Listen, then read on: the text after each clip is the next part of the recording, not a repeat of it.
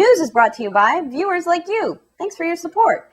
Sometimes the headlines don't really lend themselves to an appearance on this show, like all of the terrible weather that's happening right now in a lot of this country. If that's anywhere near you, stay safe.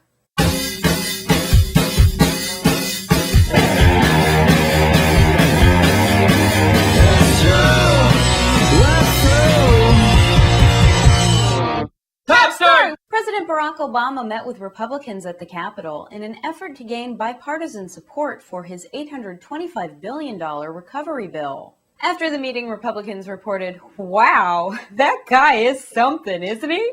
He was just, wow, I just really liked talking to him. That was great. Wasn't that great? I thought he was very well spoken." And President Obama was all, "So, I guess that means you'll be putting politics aside and doing the work for the American people, like I mentioned." And Republicans responded, "Oh, yeah, no, we're definitely voting no, but you're great."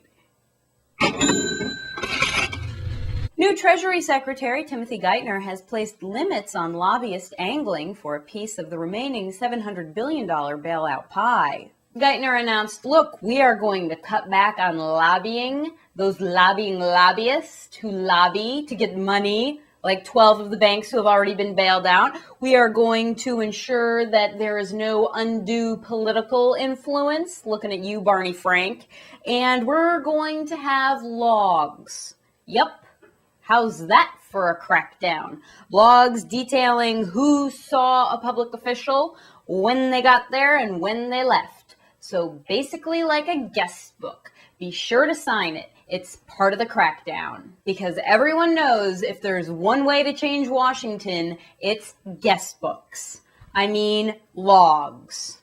And House Financial Services Committee Chairman Barney Frank responded, "Look, everyone knows I have been very much supporting the Boston Bank that I asked for the bailout money for that. So there is no secret whatsoever about the $12 million in bailout money that they received as a result of my political maneuvering. So I have nothing to hide."